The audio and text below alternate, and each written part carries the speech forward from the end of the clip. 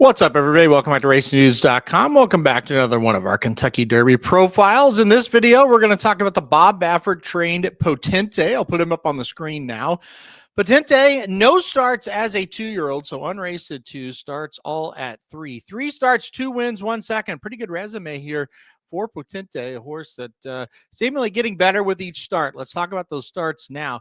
Debuted in a sprint maiden at Santa Anita, and that's one of those races where with his kind of running style, pedigree, things like that, he wasn't going to show his absolute best, but he still won that day, and he won fairly impressively, kind of a workmanlike effort that set him up really well for his next start in the San Felipe, where he was a winner again. It took a long time, but he did get by Robusta late to win that race and be 2 for 2. He was the favorite heading into the Santa Anita Derby, and honestly, I thought it was his best race of his career.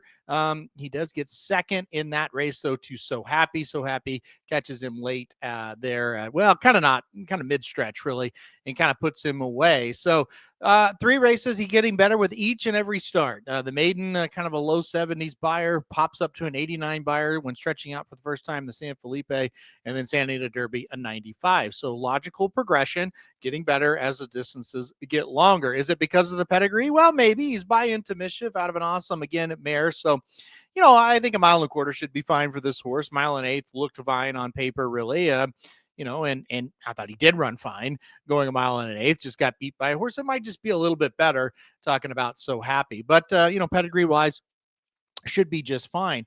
Talk about running style. I really don't think this horse wants to be on the lead, and that's where he was in the Santa Anita Derby. I think he kind of wants a target. I think he wants to stalk and not be in front, but he kind of fell onto the lead of a paceless race there at Santa Anita. And it was what it was, right?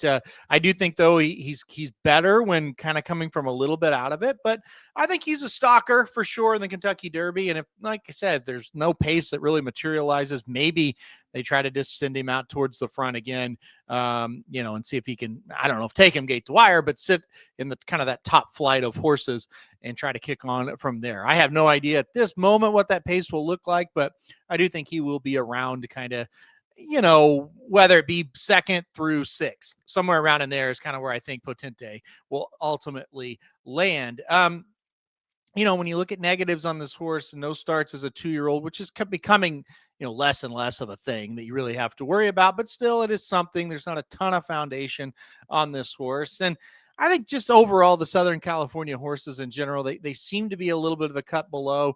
We did see Bob Baffert ship horses a lot of different places, and they really didn't make much of an impact around the country this year. He did win races out here at Santa Anita. He did not win the Santa Anita Derby. He won the other 2 prep races, one with this horse and one with Plutarch. So, Southern California being a little bit weak, I think, is a problem that you could point to. We haven't really seen just that wow performance from Potente either. The San Felipe, I kind of left that race thinking, man, is he ever going to get there? He did, and give him credit. He wins a prep race. You don't ever want to be overly negative about that, but still, it was like, man, I don't know if he's ever going to get there. The Santa Anita Derby, like I said, it was a good race. I thought it was his best race yet, but he didn't really ever threaten, to win. Once So Happy got to him, it was kind of all she wrote. So just needs to improve a little bit. And that's kind of where we're at with him. So when you look at Potente, I think he is a horse that final verdict on him. He's going to have to get better. I do think it's a good sign. Every start has been better than the last. I think he's we talk about Bob Baffert. He's kind of had some horses that are kind of erratic. They go, well, run huge, and then they won't run at all the next start or whatever. This horse has been very logically. Every step has made sense. It kind of makes sense that he's going to improve in the Kentucky Derby because he has leading up to it. 1.25 miles shouldn't be a problem. I think if the pace is light and he gets a good enough trip, good post, everything like that, I think there's a chance he could run, 3rd or 4th. I don't think he's a real win contender. I wouldn't be totally blown away shocked if he wins, but I think there's a chance he could sit 3rd, 4th, and maybe make a little bit of an impact here.